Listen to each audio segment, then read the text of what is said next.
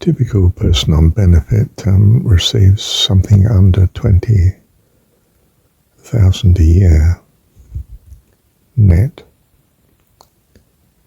because he doesn't pay. Well, anyway, that's what he receives in benefit. A typical employed person gets something like 70,000 a year, a bit less. More like 64,000 a year. Take home pay 50,000 a year. So a person on benefit is receiving 40% of what a typical employed person would be. The mode is earning net. A professor at uni receives gross 150,000, could be 200,000 if he's really important, but 150 net, just over the 100. So 5 times in excess, even net, of what the benefit person on modal benefit receives. 20 compared to over the 100, just over. And the typically modal employed person, the largest group, if you like, of full-time employed people, receiving somewhere around 60, 65, which is something in excess of 3 times, or say 2.5 times net, 55, 50. 2.5 times what the person on benefits receiving. The benefit person's getting 40% of the net income that the modal full-time employed person's getting. And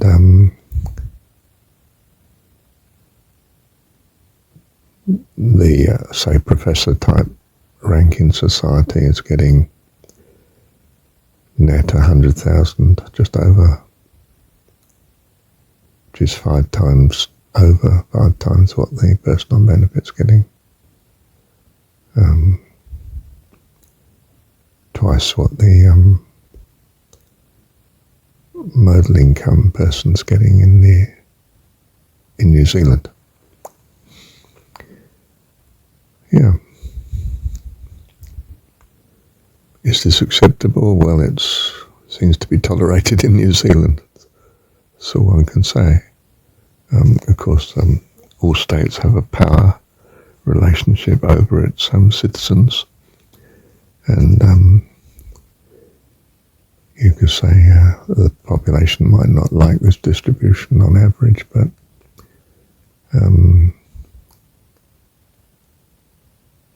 it's obviously in some sense a viable society. Not necessarily appreciated by all, of course, but perhaps by many. The employed person feels he's got 2.5 times the income of unemployed person on benefit. May have the benefit too of tending to be in partnership with someone, so sharing the benefits of a household. At some cost, you've got to relate to each other successfully, or there's unhappiness otherwise, isn't there? It's not all plus. But it can be greatly plus, can't it? You share, well, we used to share a car, but now we have a car each, typically, if you're married. Perhaps one for the teenage kid, too. It's variable, but the middle class, so to speak, the employed class may feel, ideally they're in a majority in some sense.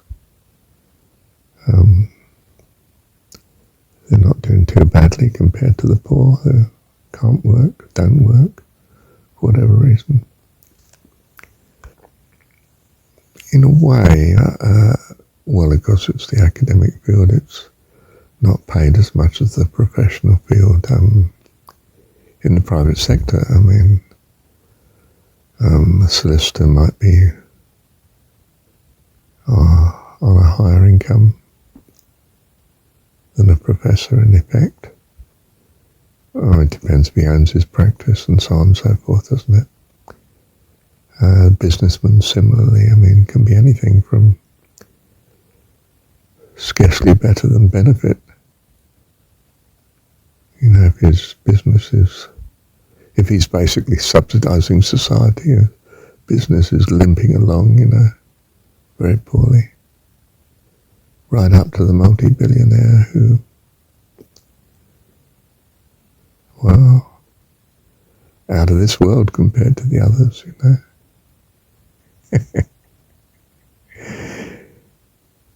There's few of them compared to the majority of people, of course.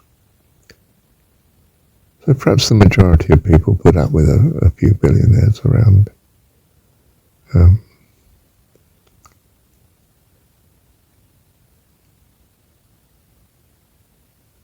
I'm not sure. In income terms, it's well, it's still incredibly good, of course. In wealth terms, it could be overwhelming. You know, all the wealth is owned by, I don't know, 1/10 of 1% of the population. Yeah. Something absurd like that. But perhaps you don't see that so much. For the truly wealthy and powerful hide. Well, they have to hide, really, in a sense, to protect their position, but, you know, hidden state's inevitable, really, if the elite's going to